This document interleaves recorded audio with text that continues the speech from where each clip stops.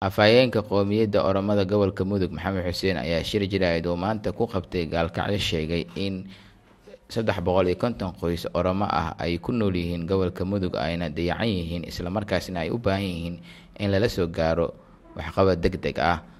Maxamed Xuseen ayaa sheegay in ay dadkaasi aysan helin waxyaabihii aasaasiga u ahaa bulshada. In aan qodobo aan ka hadlo oo mataqaanay shay dhibaatooyin khuseeya qowmiyadda Oromada ee gobolka Mudug ku nool. Qodobka ugu horeeya waxa weeyaan aan rabo inaan hadda si fiican uga hadlo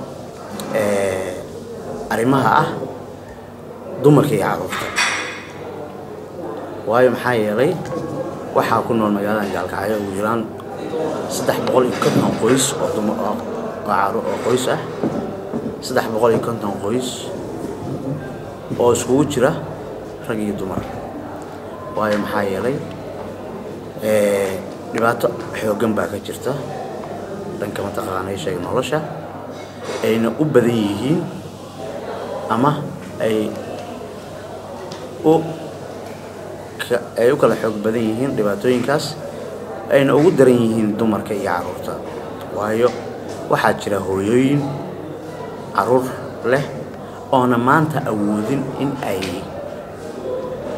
u helaan qutliyonka ama noloshooda.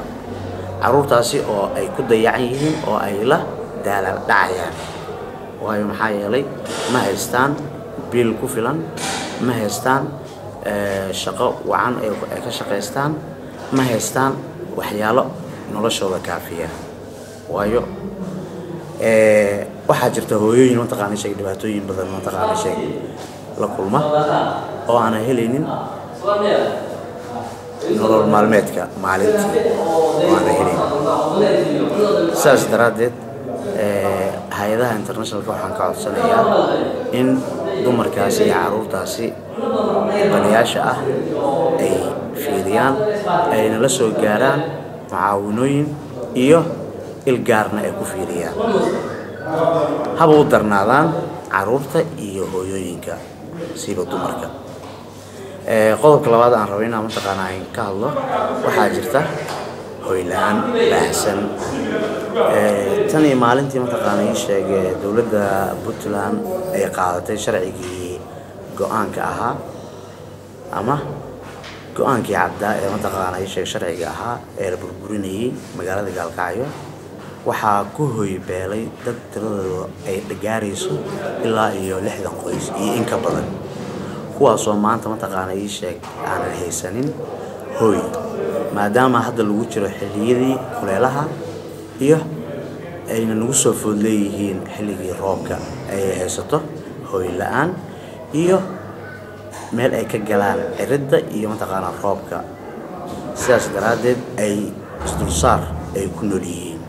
Sidaas daraadeed waxaan codsanayaa maamulka gobolka, dowladda hoose, hay'adaha internationalka in dadkaasi lala soo gaaro hoy degdeg ah iyo mucaawinooyin degdeg ah.